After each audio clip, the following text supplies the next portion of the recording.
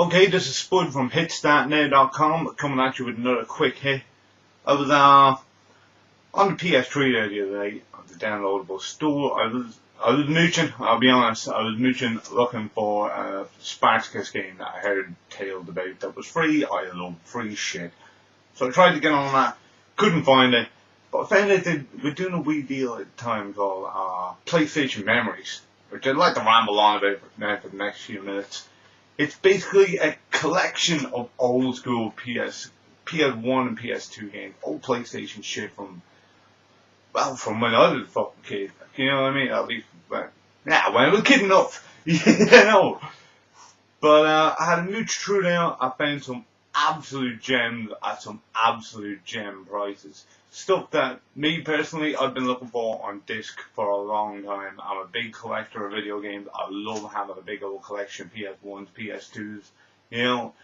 But there are a few that I used to have back in the day and have been evading me ever since. Can't find the elusive fuckers. So, having a mooch through, you had shit like, it's some great deals on stuff like Metal Gear Solid, you had Destruction Derby, you had all the Crash Bandicoots, all the Resident Evils. I think Soul Reaver might have been on there.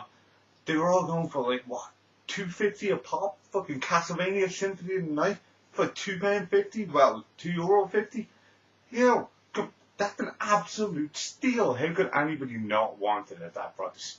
You know, for a digital copy, it's well worth it. You're not going to get the disc for that price. At least not in the places I've been looking. And kept on mooching, ended up grabbing one or two myself, one or two that I'm a big fan of, like I said, was a big fan of when I was a kid. I grabbed the original Twisted Metal. I've been a Twisted Metal fan since there was Twisted Metal, pretty much. I jumped on board with Twisted Metal 2 World Tour back on PS1, fell in love with it, ended up getting a copy of Twisted Metal 1 then when I was a kid, that Christmas I believe. And again, fell in love with that. I don't know whatever happened to the copy. It was one of the big old jewel case jobs and all. It was cool. The other one I downloaded was Warhawk, which I believe they remade recently. Well, not too recently, but I think it was maybe a launch title for PS3. It looked shite. Straight up, it looked terrible. But I always enjoyed the original, even though I know, again, it's not a great game. It's an aircraft game, where you play as this airplane that thinks it's a helicopter, but it's not. It's piloted by two guys who have really dodgy live action scenes in between.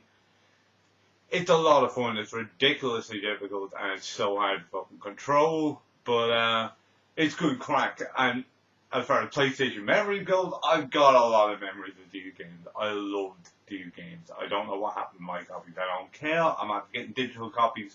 Life is good for the moment.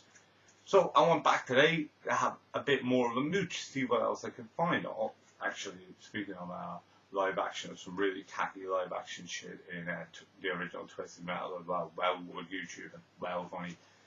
So I went back, started mooching around, see if I could scamber any more today. Unfortunately, scamber's not a word, and they've got rid of the PS1 section and replaced it with a PS2 section. Now, don't get me wrong, I love my PS2. My favourite console is the PS2. I cannot get enough PS2 goodness. But unfortunately, their prices just are not currently worth it for digital copies of PS2 games. Digital copies of PS1 games, fair enough, because they're hard to find, especially in good condition. PS2 games, at the moment, they're £1 a penny. You know what I mean? So, you've got the likes of, I think you've got Max Payne on there. You've got a load of Tom Clancy games on there. You got that really bad remake of Shinobi. Remember that one? That drove you up the walls? Up the walls. Anyway, fuck off. You've got all those on there, a $5 a pop. You know, then it cranks up to a $10 a pop for the likes of Red Dead Redemption. You got Midnight Club 2. You got GTA 3. $10 a pop, 15 then for GTA San Andreas. 15 quid's just not worth it, man. These are games you can pick up for maybe 2 to 3 quid on a physical copy. Now, if you don't have a PS2, sure, that's grand, that's great. Horse into the PS3 downloadables for it, but it does seem a bit expensive, and these are on price sales at the moment. Like, you know what I mean? These are like half off and shit. So it does seem a bit expensive, and it's kind of a pity they didn't continue on with the PS1 titles. I'm sure everybody gets sick of it. Everybody grabbed what they could and done it wrong. That's cool. Unfortunately, I missed it, but there were some great ones on there. As far as I know, you could port them over to your PSP, and if you can get Castlevania simply bring it with you on your PSP in a bus ride, just sort it. Buses mean nothing to you anymore. You rock.